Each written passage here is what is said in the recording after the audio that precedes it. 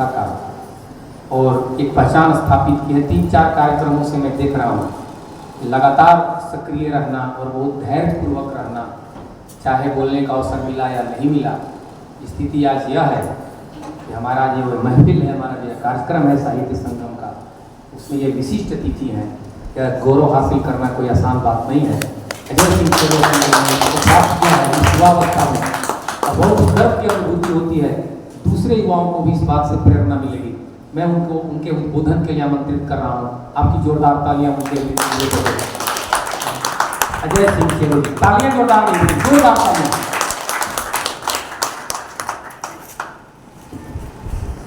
बहुत बहुत धन्यवाद साहित्य संगम के उन तमाम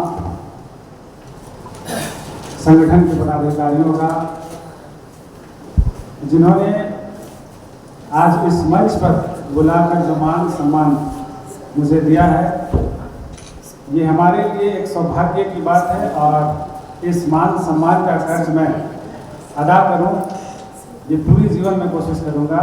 आप सभी के माध्यम से, आप सभी के मार्गों पर चलकर, आप सभी के मार्गदर्शन में अपने क्षेत्र के, अपने समाज के विकास के लिए कुछ कर सकूं, ये जज्बा हम आपसे लेकर, इस कार्यक्रम से लेकर मैं यहाँ से जाऊँगा।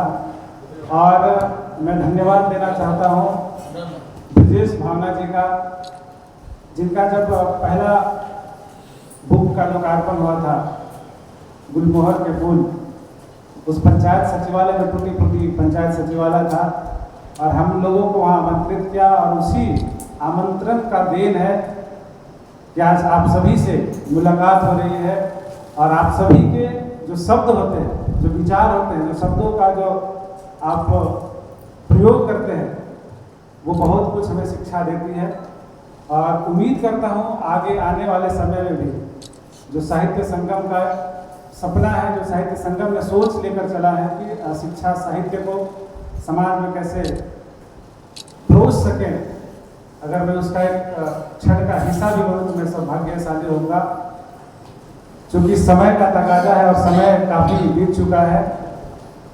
और सर ने बताया, अनिल रहबर साहब ने कि ये 5 बजे तक का ही होटल बुक है, लेकिन आज अभी 6 बजने पर 6:15 बज गया, तो हमें भी समय का ख्याल रखना चाहिए। और अपने वक्तव्य को रखने से पहले इस पनामों के वीर सपूत शहीद नीलांबर पीताम्बर और इस धरती के महाप्रतापी यशस्वी राजा मेदिनी राय के चरणों में सत नमन करते हुए अपने विचारों को आपके बीच रखने का प्रयास करूंगा। और जैसा कि राकेश सर ने कहा, आते आते अपने शब्दों में आपके मुंह में सर घी शक्कर, और उम्मीद है कि आपके इस साहित्य संगम के जितने भी कवि हैं, कवित्री हैं, इनसे मैं कुछ सीख कर जाऊँ और समाज के नेतृत्व करने के लिए मैं जो आपने कहा उसकी इच्छा नहीं रखता, लेकिन फिर भी जो महाराजा मेदिनी राय का सपना था, जिनके कार्यकाल में जब 16वीं शताब्दी में उनका कार्यकाल हुआ करता था, तो वो एक यशस्वी और प्रतापी इस पलामू प्रमंडल के राजा यूं ही नहीं कहे गए। वो जाति धर्म ऊंच नीच सबसे परे होकर पूरे समाज में जो नारा दिया, धन धन राजा बदनिया घर घर बाजे बथनिया, उनका संदेश यही था कि एक भी प्रजा हमारा दुखी न हो। ऐसे राजा का सम्मान करते हुए मैं उनके आदर्शों पर आगे चलकर समाज की सेवा करना चाहता हूं। और अपेक्षा आप सभी से जरूर रखता हूं, ये सौभाग्य मुझे शायद प्राप्त हो तो आप सभी का जो सोच है, जो विचार है, उसके मार्गों पर चलकर पलामू प्रमंडल ही नहीं बल्कि ये साहित्य संगम का पूरे झारखंड में वो अवसर हम लोग प्रदान करने का कोशिश करेंगे जो आपने सोचा है। क्योंकि शिक्षा और साहित्य का देन है कि आज हम लोग इस मंच पर आपके समक्ष बोल पा रहे हैं। क्योंकि आपके समक्ष बोलना, आप सभी महान कवियों के सामने बोलना बड़ी साहस का चीज़ है, और वो साहस पैदा करने का जुनून आप सभी ने दिया है।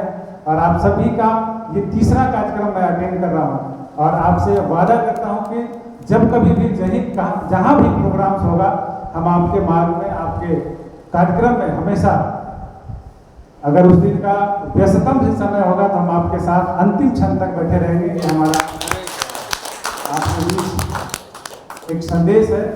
और चूंकि इस क्षेत्र के और इस झारखंड के विधानसभा के सबसे उत्कृष्ट विधायक हमारे बीच उपस्थित हैं, लगातार इनके मार्गों से, इनके शब्दों से, इनके विचारों के साथ हम लोग अवगत होते रहते हैं। ये हमेशा कहते हैं हम लोगों को जब भी हम इनके पास जाते हैं कि अपना कौन और गैर कौन है उसे पहचानने की ज़रूरत है। और आज इस मंच में आकर, इस कार्यक्रम में आकर अपना कौन है ये मुझे समझ में आ गया है। इसलिए मैं आपके अनुभव के अनुसार भी आगे चलकर आपकी तरह जो आपने पूरे झारखंड में उत्कृष्ट विधायक होने का गौरव प्राप्त किया है, मैं भी आपकी तरह उस मार्ग पर चलूं और एक इतिहास बनाऊं। बहुत बहुत आभार, बहुत बहुत धन्यवाद। और एक चीज़ सर के लिए और आप तमाम कवियों के लिए, अगर ना कुछ कहूँ कुछ शब्दों में तो शायद नाइंसाफ़ी होगी, क्योंकि मैं शायर तो नहीं हूँ, लेकिन कुछ पंक्तियाँ मैं पढ़ रहा हूँ, अगर पढ़ने में कुछ असुविधा हो तो उसे माफ़ कीजिएगा। कवियों की लेखनी में सार बसते हैं, कवियों की लेखनी में सार बसते हैं, इनके दिलो दिमाग में संसार बसते हैं,